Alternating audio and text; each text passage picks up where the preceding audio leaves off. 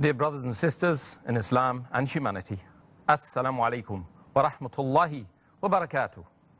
May the peace, mercy, and blessings of Allah subhanahu wa ta'ala be on all of you. Welcome to the show, Ramadan, a date with Dr. Zakir. I'm your host, Yusuf Chambers, and today we will be discussing the topic, Ramadan, the month of repentance. Dr. Zakir, Assal-mo-alaikum. Wa alaikum assalam wa rahmatullahi wa barakatuh. Dr. Zakir, such an important topic, the month of repentance. Let's start off by asking you a fundamental question. What is the meaning of the word tawbah? And both in general terms, I want to know it, and in the Islamic context, please. The Arabic word tawbah literally means to return or to come back. And in the Islamic context, in the Sharia, it means a person who leaves the things which Allah subhanahu wa ta'ala has prohibited, and he returns back to the things which Allah subhanahu wa ta'ala has commanded. So in short, it means a person leaving the acts which Allah has prohibited, and he returns back to the acts which Allah subhanahu wa ta'ala has commanded. And this aspect of tawbah or repentance is present in all the religions that believe in the concept of God. And Allah subhanahu wa ta'ala speaks about tawbah and repentance in the Quran in several places, including Surah Nur, chapter number 24, verse number 31, where Allah says, "O you who believe, turn altogether in repentance to Allah subhanahu wa ta'ala so that you may attain bliss." Allah repeats a similar message in Surah Baqarah, chapter number 2, verse number 222, where Allah says that Allah loves those who turn to Him in repentance, and Allah loves those who are clean and pure. And a similar message is given in the hadith of our beloved Prophet Muhammad sallallahu alaihi wasallam. It's mentioned in Sahih Bukhari, volume number 8, Book of Applications, hadith number 6309, where our beloved Prophet Muhammad sallallahu alaihi wasallam said, Allah subhanahu wa ta'ala is more pleased when his servant seeks repentance than any one of you when he finds his camel which has been lost in the desert. That means Allah subhanahu wa ta'ala is very pleased when anyone seeks his repentance, asks for forgiveness, and he forgives them.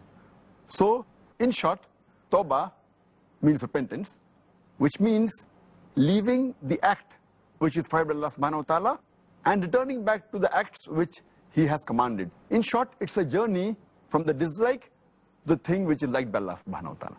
Subhanallah. May Allah accept our tawbah in that case. Inshallah. Dr. Zakir, what is the essential difference between the term tawbah and the term maghfirah, meaning, I believe, forgiveness? Maghfirah means forgiveness, and istighfar means seeking forgiveness. Istighfar, the meaning is of two types. One type of meaning is when it comes along with the word tawbah, and the other meaning is when it comes individually. When it comes individually, it has one and the same meaning. The meaning can be interchanged, it means exactly the same. But the scholars, they say, when it comes along with the word tawbah, then istighfar, it means that we are seeking protection from the past evils that we used to do. And tawbah, when it comes along with istighfar, it means that we are repentant to Allah subhanahu wa ta'ala, and we are seeking protections from the things which we may indulge in future. So basically istighfar means seeking protection from the things of the past which we used to do, and tawbah, seeking protection from the things which may, unfortunately, we may indulge in future. So this is the basic difference. If it comes separately, the meaning is one and the same. If it comes together, then it has two different meanings. It's good we're going through this technical definition phase in every episode. I think this is something which is missing amongst the brothers and sisters. This is the real understanding of the basic terms. The next question really for me would be, why is it such a special thing to seek repentance during this holy, blessed month of Ramadan? This month is special because Allah subhanahu wa ta'ala, He forgives His slaves, His servants, the maximum in this month. Therefore, it is given the title Ramadan, the month of forgiveness. And our beloved Prophet ﷺ said, it's mentioned in the hadith of Tirmidhi, in the book of fasting, hadith number 682, where our beloved Prophet ﷺ said that when the first night of Ramadan comes, the devils and the demons, they are chained. And the gates of hell are closed. Not even a single gate is open. And the gates of heaven, they are open. Not even a single gate is closed. And the caller, he calls to the people that, oh, those who want to do good, please come. And those who are doing evil, please desist. And Allah subhanahu wa ta'ala, he ransoms his slaves. And he does that every night of Ramadan.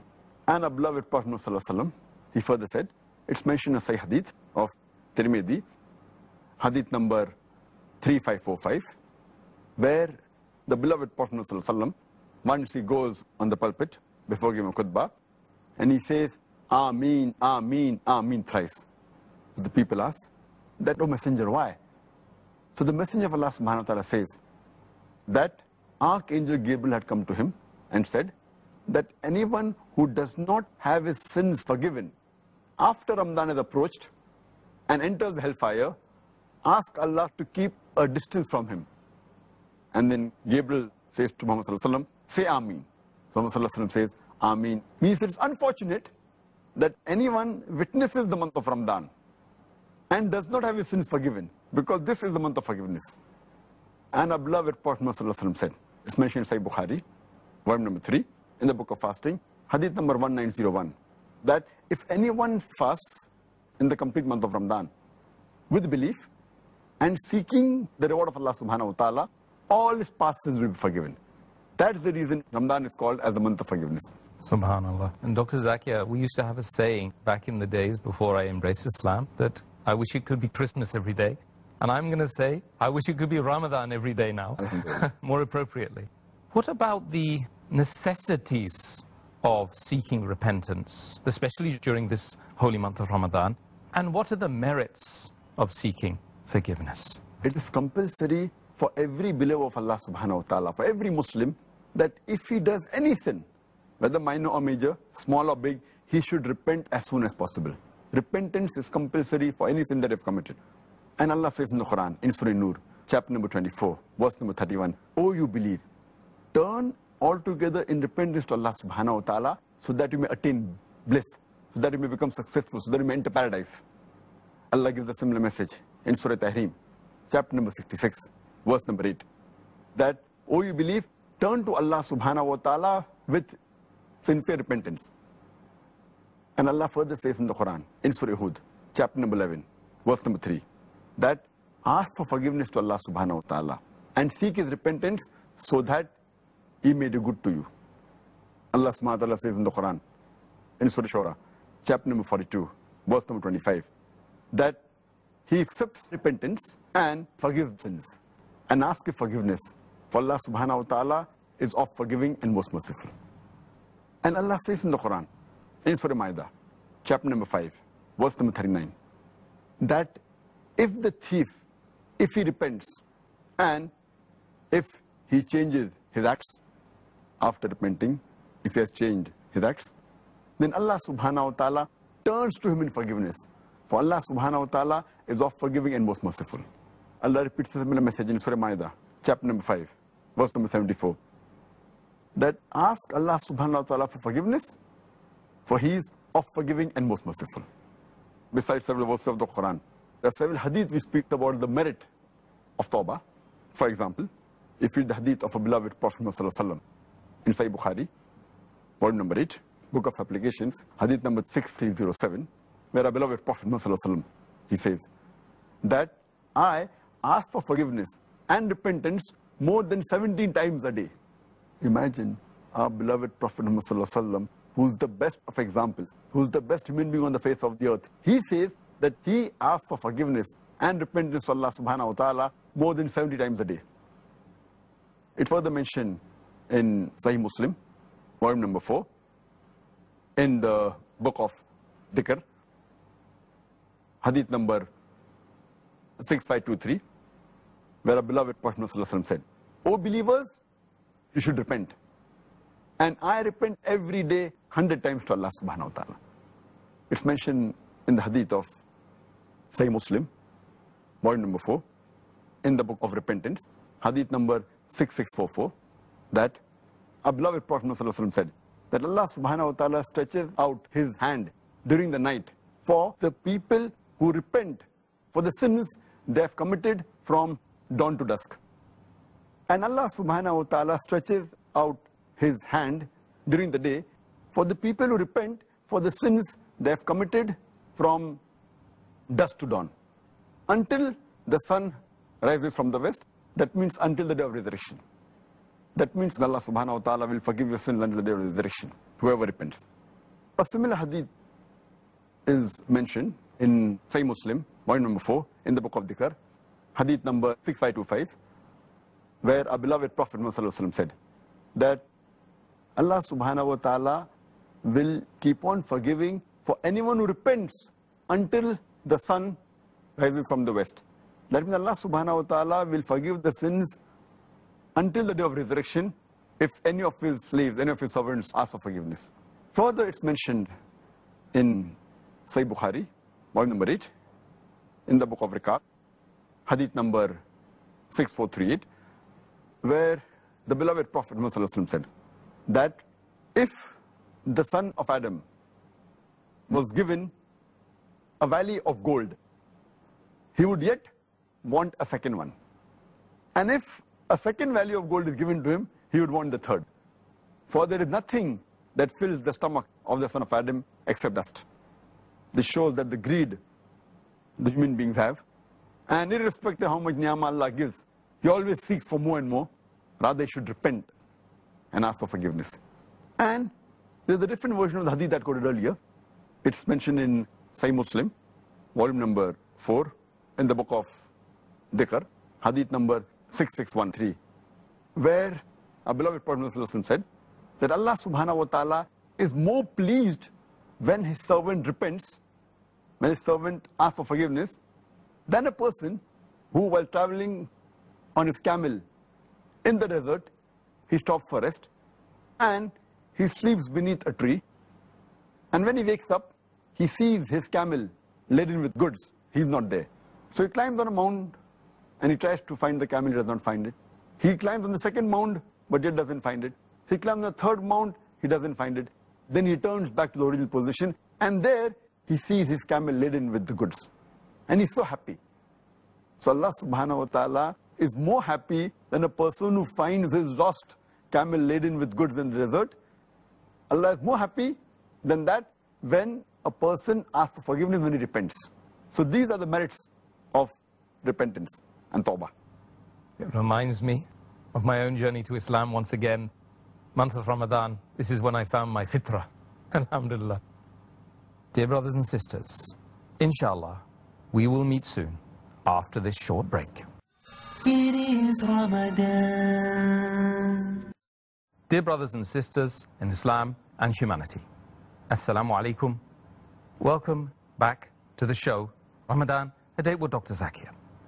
I'm your host, Yusuf Chambers, and today we are discussing the topic, Ramadan, the month of repentance. Dr. Zakir, could you explain to us, in brief or at length, depending on the answer, what are the main benefits of seeking repentance during this blessed month of Ramadan? The benefits of seeking forgiveness, repentance, tawbah, is according to Imam Raghib Isfahani. He gives 3 benefits for a person who repents. Number 1, it patches up the fault that a person has, and he realizes the point of entry into the heart of the devil. He realizes this is the point which is weak, through which the devil can enter. And this makes a person more aware and evasive of the evil. Number 2 is that the person, he feels embarrassed and he's fearful of the Lord Allah subhanahu wa ta'ala. And that brings in him the humility and the humbleness. Number 3, a person who has tasted the evil and then comes back to the good, he has the taste of both the good and the evil, he has the taste of sweet as well as the bitter. So when he sees other brothers, other human beings committing the same fault, he is soft towards them and he forgives them and he helps them. According to Imam Ibn Qayyim, he gives 6 benefits for a person who repents. Number 1, when a person repents, it is the best thing that Allah loves. Allah subhanahu wa ta'ala loves when a person repents and he asks for forgiveness, because when a person repents, he is very close to Allah subhanahu wa ta'ala. And you find humility and humbleness. Number 2, the act of repentance is one of the best acts of worship. Where Allah subhanahu wa ta'ala, he realizes that his slave, that his servant, he has come back to the true path and he asks for forgiveness and he believes in Allah subhanahu wa ta'ala. And it makes Allah subhanahu wa ta'ala, as I mentioned earlier, that more happier than a person when he finds his camel which is lost. Number 3, it brings humility and humbleness in a person. So he starts believing in the great Allah subhanahu wa ta'ala much more than before. Number 4, when a person repents, his heart is broken. And this is the time when Allah subhanahu wa ta'ala, he hears the du'as, the repentance.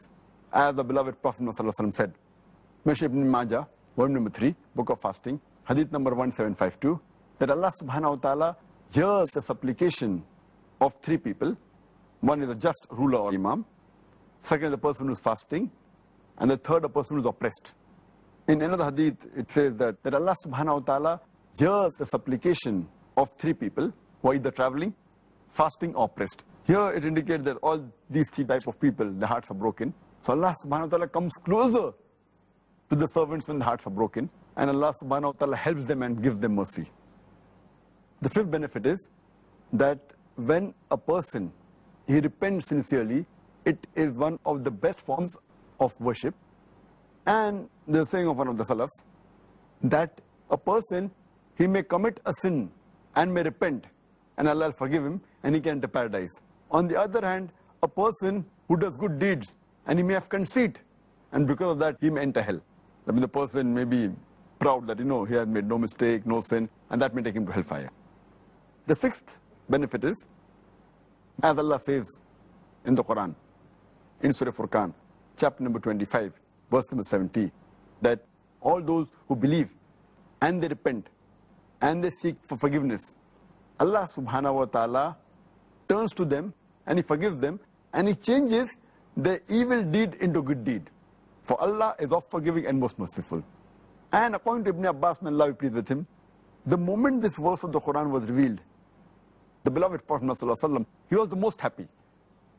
Ibn Abbas, may Allah be pleased with him, says that the most happy when Allah's messenger was, after any verse of the Quran was revealed, it was this verse of Surah Furqan, chapter 25, verse 70, as well as of Surah Fatah, chapter 48, verse number 1, where Allah says that we have given you manifest victory during Fateh Makkah.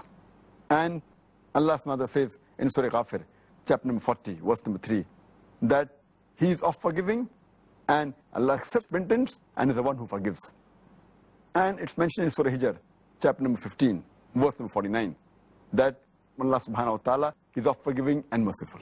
Jazakallah khair, Dr. Zakir. Regarding another important aspect, how Allah subhanahu wa ta'ala accepts tawbah, repentance, what are the prerequisites for sincere tawbah? And could you possibly enlighten us with some prophetic traditions of some of the prophets making tawbah to Allah subhanahu wa ta'ala? Allah says in the Quran, Surah Tahrim, chapter number 66, verse number 8, that, Ya allazina amanu, O you believe, turn to Allah subhanahu wa ta'ala with sincere repentance. And there are basically 5 prerequisites for Allah subhanahu wa ta'ala to accept tawbah. Number 1, the person should accept that he is doing is wrong. Number 2, he should immediately stop it. Number 3, should seek forgiveness from Allah subhanahu wa ta'ala. Number 4, he should not commit that act again. And number 5, if he has taken something from any other human being, and if he can return it, he should return it back. For example, if he has robbed some money, he should return the money back. If he has taken some wealth, he should give the wealth back. If he can undo the harm, he should do it. And according to Ibn Qayyim, he says that repentance is accepted when the person does not do that evil act again, and it further helps him to do good deeds and prevents him from going back to that act. According to Imam An-Nawawi, he says there are 3 prerequisites for any tawbah to be accepted. Number 1, he should stop the act what he's doing. Number 2, he should ask for forgiveness. Number 3, he should not do it again. And he says there's a 4th requirement: if he has done some harm to any other human being, then he should undo it if he can. And there are various examples in the hadith which give that how people have asked for forgiveness. It's mentioned in the hadith of Sahih Bukhari, volume number 4, in the book of Stories of the Prophets, hadith number 3470, that there was a person who had committed 99 murders. So he wants to seek repentance. So he asked the people that how can he do it? So they send him to a monk. So monk says that you have killed 99 people. There's no chance of forgiveness. So that person, that murderer, he kills the monk too. And now he has committed 100 murders. So he goes to another person and says that I want to seek repentance. So he says that if you want to seek repentance, go to that land where people are worshipping Allah subhanahu wa ta'ala. And inshallah, you should leave the land in which you have committed the crime and go to that land where people are seeking repentance, and inshallah, Allah will grant you forgiveness. So he immediately goes towards that land. But on his way, death takes place and he dies. And he turns his chest towards that village where people are repenting. Then both the angels of good and the angels of bad, both come and they want to take him. The angels from the heaven say that we will take him because we want to repent. But the angels from the bad deeds, the hell, they say, no, he has not committed a single good deed. We will take him. So Allah subhanahu wa ta'ala intervenes. And he asks the village where people are repenting that it should come closer to the person who has committed murder. And he commands to the place where he has committed the crime that it should go further away. So when they measure the distance, they find out that the person who committed the murder, he was one span closer to the village where people are repenting. So then Allah subhanahu wa ta'ala grants him Jannah. So this is an example that a person commits 100 murder and he wants to repent. Only the niyyah of repenting and traveling towards that place. And a different version of the same hadith says that while dying, he pushes himself towards and he looks towards the place where he can get forgiveness. So this shows that only the niyyah and the intention to ask for forgiveness, Allah forgives. There is another example in Sahih Muslim, volume number 3, in the book of Hudud, hadith number 4207. There was a lady from the tribe of Juhayna. She comes to the Prophet and she had committed adultery and she was pregnant. So she comes to the Prophet and says that I have done so and so sin. Please give me punishment. So the Prophet calls her master and says, take care of this woman till she delivers the child. And after that, get her to me. So the master, he takes care of her. And after she gives birth to a child, he gets the woman. Then the Prophet says, because of the adultery, she has to be given the hadd penalty. And the lady, she's asked to wrap around herself with her cloth. And the people stone her to death. And after she dies, the Prophet, he prays for her. So Umar bin Allah, pleased with him, says that, oh Prophet, you're praying for a woman who has committed adultery? Then the Prophet replies that the way she has repented, even if you distribute this repentance to 70 people of Medina, it will be sufficient for them to go to Jannah. Who can repent better than the woman who is willing to give her life for the sake of Allah subhanahu wa ta'ala? A similar example is given in Sahih Muslim, volume number 3, in the book of Hudud, hadith number 4205, that Ma'az bin Malik, may Allah be pleased with him, he comes to the Prophet and he says that, please purify me. The Prophet says, woe to you. Go and ask for forgiveness for Allah subhanahu wa ta'ala and you repent. The person, he goes back, again he comes and says, that, O messenger, please pardon me. He says, woe to you. Ask for forgiveness for Allah subhanahu wa ta'ala and you repent. Again the person goes. Again he comes for the third time. O Messenger of Allah, please purify me. He says, go away from here. Ask for repentance. Ask for forgiveness of Allah subhanahu wa ta'ala. Again the fourth time he comes and he says to the Prophet, please pardon me. The Prophet says, from what? So Ma'az, may Allah be pleased with him, he says that from adultery. So he says, are you mad? Have you gone crazy? So the person says, no, I'm not mad. Then the Prophet asks, that are you drunk? Did you have khamar? Did you have wine? So the other people get up and they smell his mouth. They said, no, Prophet. He had no khamar. He said, did you really commit adultery? He says, yes, I've committed adultery. And I want the punishment for the sin I've committed. So Prophet ﷺ asked the people to stone him. And he was stoned to death. After stoned to death, there's a controversy between the Sahabas. And the two groups of people. One group of people say that he has been undone. That means it's a pity that he will not get maghfirah undone.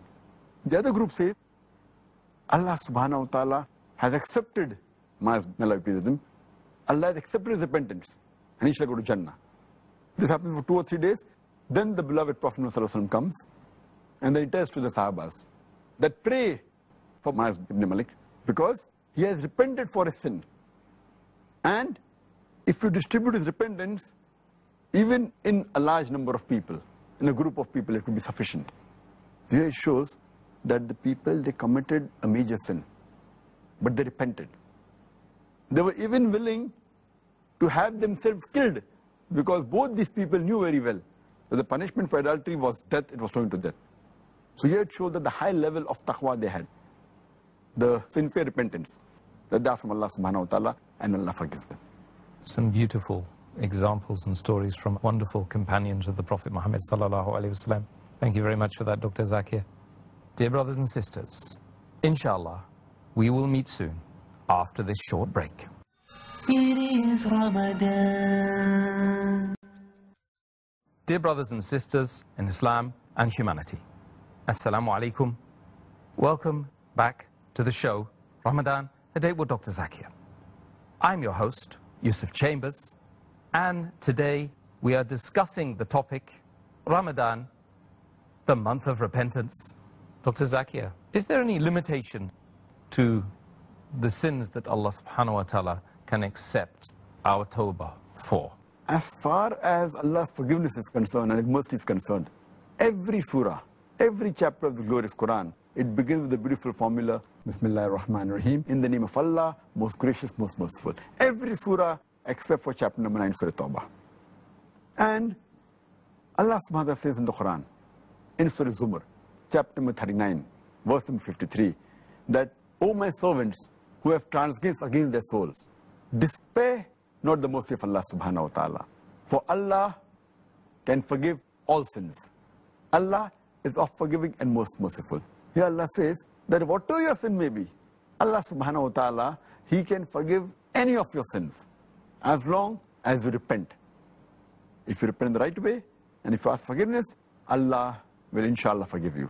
And our beloved Prophet ﷺ said, it's mentioned in Sahih Hadith of Ibn Majah, Hadith number 4251, the beloved Prophet said that every son of Adam, he commits sin.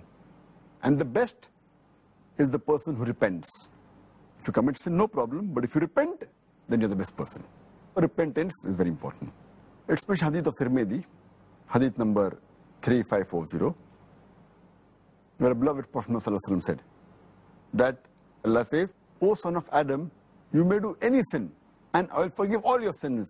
Even if your sins reach to the clouds in the sky, I will forgive them. You ask me for mercy, and I will forgive you. It's further mentioned Hadith of Sahih Muslim, Hadith number 6246, where the beloved Prophet ﷺ said that Allah says, even if you do sin day and night, and ask for forgiveness, I will forgive you. You ask me for pardon, and I will forgive you. It's mentioned in Sahih Bukhari, volume number 8, Hadith number 5999. There were some prisoners of war who were released, mainly children and women. And one lady, she searches for a son, and she cannot find a son. The moment she sees any child, she breastfeeds the child. Then another child she sees, she breastfeeds the child. Finally, she finds her own child. So the Prophet asked the Sahabas that when this woman finds her son, even if he has done a sin, then will she throw the son in the fire? They said no. Allah subhanahu wa ta'ala loves his servants, even if they commit sin, more than the lady loves the child. So based on this, we realize Allah subhanahu wa ta'ala is willing to forgive any of your sin as long as you repent. And just the last quotation, Allah says in the Quran, and in Surah Nisa, chapter number 4, verse number 48, that if Allah subhanahu wa ta'ala pleases, he can forgive any sin, but the sin of shirk, he'll never forgive. Here it means that if a person does shirk and repents before he dies, before the death rattle, inshallah Allah will forgive even the sin of shirk. If he repents and comes to the straight path and believes in one Allah subhanahu wa ta'ala, believes in Tawheed, Allah will even forgive him his sin of shirk, which is the biggest sin. But if he died as a mushrik, after he dies, Allah says here that he will not forgive the sin of shirk. Any other sin, if he wishes, he may forgive, but the sin of shirk, he'll never forgive. Shirk is the biggest sin. From here we come to know that Allah subhanahu wa ta'ala is the most merciful and is willing to forgive the sins of his servants. Subhanallah. Indeed, Allah subhanahu wa ta'ala is the most merciful. Dr. Zakir, what are the special elements which go together to make a sincere repentance? There are 4 things required. Number 1, a person should realize the power of Allah subhanahu wa ta'ala, his power and his greatness, that if he wants to punish you, he can punish you immediately. So this will make a person repent. And we should not look at the minuteness of our sin. We should look at the greatness, forgiveness of Allah subhanahu wa ta'ala. As Allah says in the Quran, in Surah Nuh, chapter number 71, verse number 13 and 14, Allah says that what has happened to you? Don't you have hope in the kindness and forgiveness of Allah subhanahu wa ta'ala? That He created you in different stages. So if you know the mightiness of Allah subhanahu wa ta'ala and He's going to forgive you, inshallah you'll repent. Number 2, everyone should realize that one day he's going to die. And he's going to go to the grave. Allah says in the Quran in Surah Al-Imran, chapter number 3, verse number 185, Kullu nafsin zaikatul maut. Every soul shall have a taste of death. And on the day of judgment shall be the full recompense. That means everyone has to die. And the final hisab kitab, the final recompense, will be on the day of judgment. And Allah says in the Quran in Surah Luqman, chapter number 31, verse number 34, Allah says that no one knows what will he earn tomorrow. And no one knows in which land will he die. So we have to realize that everyone has to die. And we don't know when will that time come. So that will help us in repenting as soon as possible. We don't know when is our last hour. The third point is that all the rewards for this world and the akhirah is based on your deeds for your akhirah. What you're going to do for your akhirah, the deeds for your akhirah will actually reward you in this world and the akhirah. That's very important. And Allah says in the Quran, in Surah Fatir, chapter 35, verse number 5, that the promise of Allah is true. And let not this present world deceive you, and let not the chief deceiver deceive you against Allah subhanahu wa ta'ala. That means we have to be careful that all our acts and deeds should basically target about the akhirah, about the hereafter. And there's a hadith mentioned in Tirmidhi, hadith number 2320, where the beloved Prophet ﷺ said that this world for Allah subhanahu wa ta'ala is equivalent to the wing of a fly, and Allah subhanahu wa ta'ala would not allow a disbeliever even to have a handful of water from it.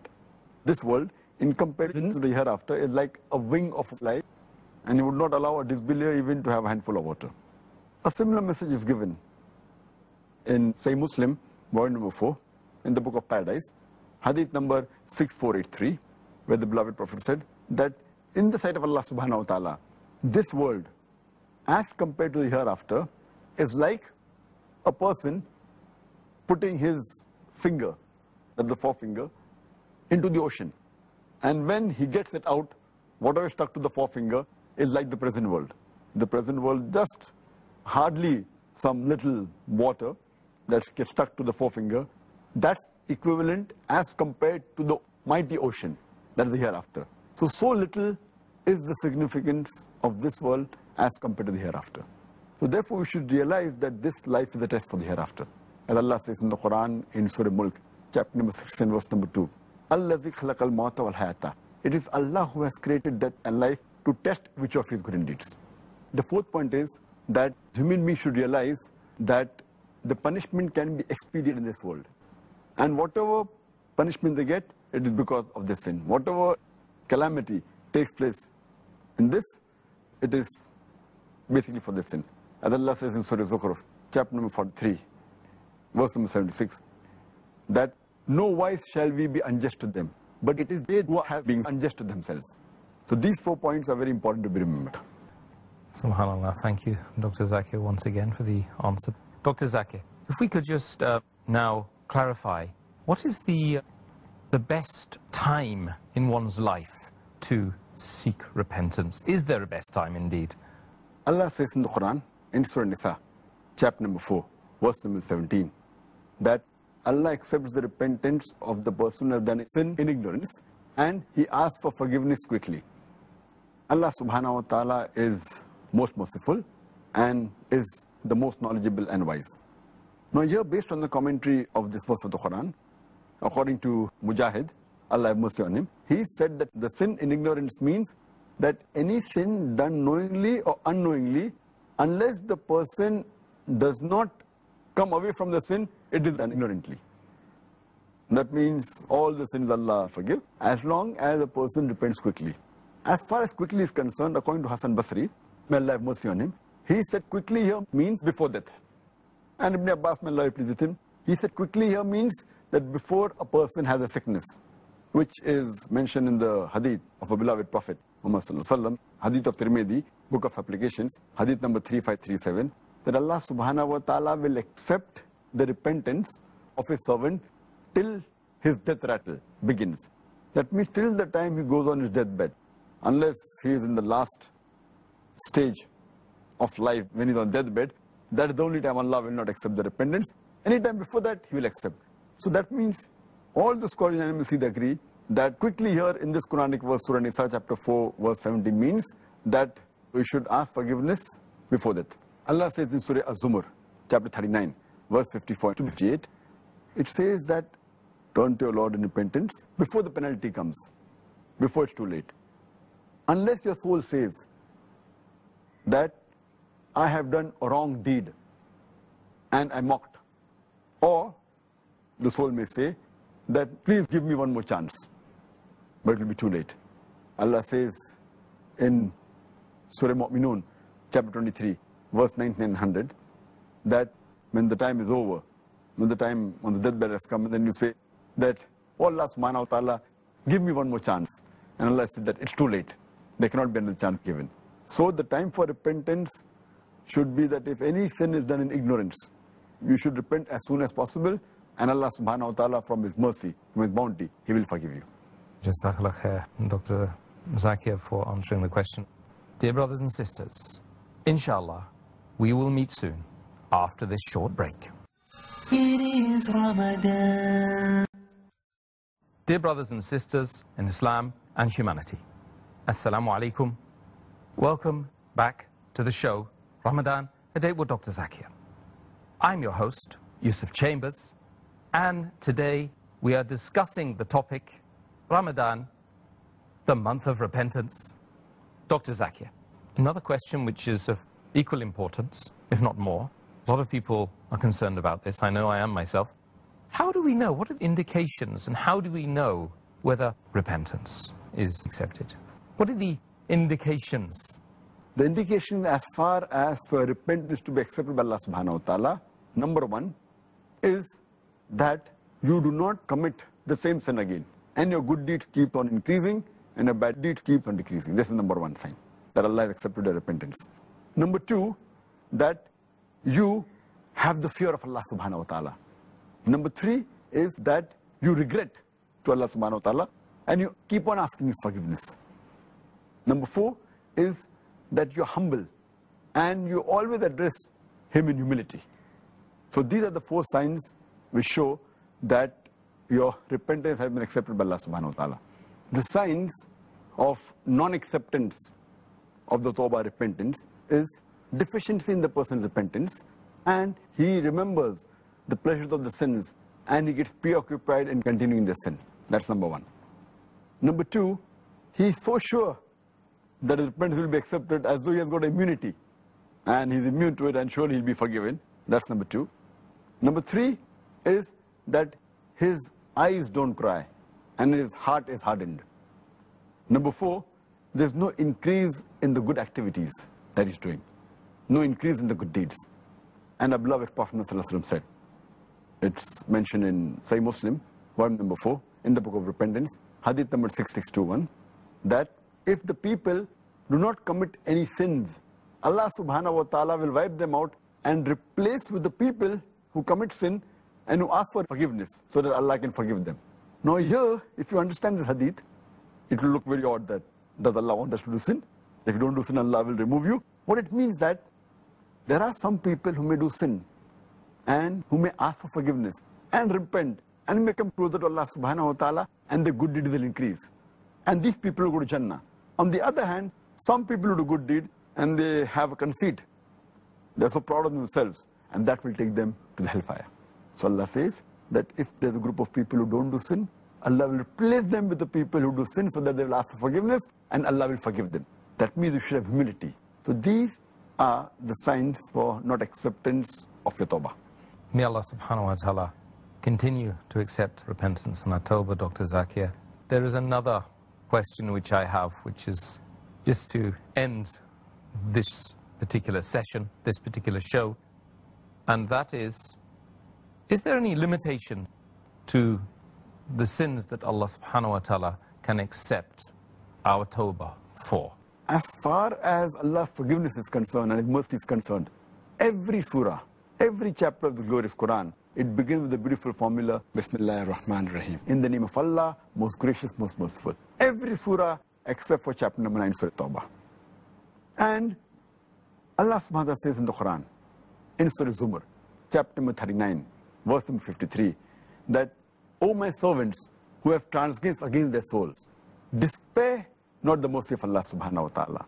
For Allah can forgive all sins. Allah is of forgiving and most merciful. Here Allah says that whatever your sin may be, Allah subhanahu wa ta'ala, He can forgive any of your sins as long as you repent. If you repent the right way and if you ask forgiveness, Allah will inshallah forgive you. And our beloved Prophet ﷺ said, it's mentioned in Sahih Hadith of Ibn Majah, Hadith number 4251, the beloved Prophet said that every son of Adam, he commits sin. And the best is the person who repents. If you commit sin, no problem, but if you repent, then you're the best person. Repentance is very important. It's mentioned Hadith of Tirmidhi, Hadith number 3540, where a beloved Prophet ﷺ said that Allah says, O son of Adam, you may do any sin, and I will forgive all your sins. Even if your sins reach to the clouds in the sky, I will forgive them. You ask me for mercy, and I will forgive you. It's further mentioned Hadith of Sahih Muslim, Hadith number 6246, where the beloved Prophet ﷺ said that Allah says, even if you do sin day and night, and ask for forgiveness, I will forgive you. You ask me for pardon, and I will forgive you. It's mentioned in Sahih Bukhari, volume number 8, Hadith number 5999. There were some prisoners of war who were released, mainly children and women. And one lady, she searches for a son, and she cannot find a son. The moment she sees any child, she breastfeeds the child. Then another child she sees, she breastfeeds the child. Finally, she finds her own child. So the Prophet asked the Sahabas that when this woman finds her son, even if he has done a sin, then will she throw the son in the fire? They said no. Allah subhanahu wa ta'ala loves His servants, even if they commit sin, more than the lady loves the child. So based on this, we realize Allah subhanahu wa ta'ala is willing to forgive any of your sin as long as you repent.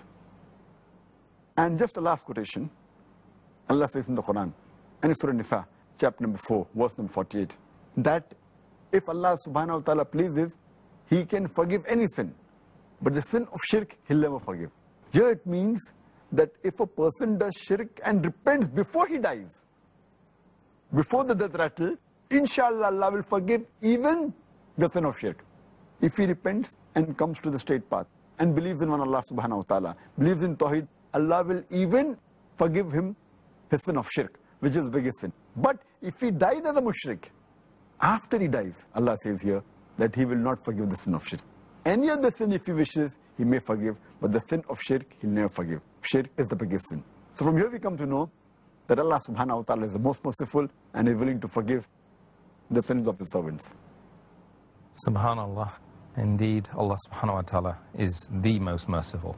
Dr. Zakir, thank you very much for answering all the questions on the topic today. It's such an important topic it was. Myself, I feel sure that now I will know exactly how to ask Allah subhanahu wa ta'ala during this wonderful month of Ramadan and use every breath of the 30 days, inshallah, for the benefit. Allah accept all our repentance in this glorious month. Ameen, ameen. All of the Muslims, inshallah. And let's hope that some of the non-Muslims will take the benefit of this wonderful month, and they also will ask with sincerity and the correct methodology for Allah subhanahu wa ta'ala's guidance, and Allah will accept their repentance as well. Inshallah. Dear brothers and sisters, we come to the end of the show. We weren't able to answer all of your questions regarding the topic, but inshallah, tomorrow we will endeavor to answer all of those questions. So, join us tomorrow when we will be discussing the topic, Ramadan, the month of supplications. Assalamu-alaikum wa rahmatullahi wa barakatuh.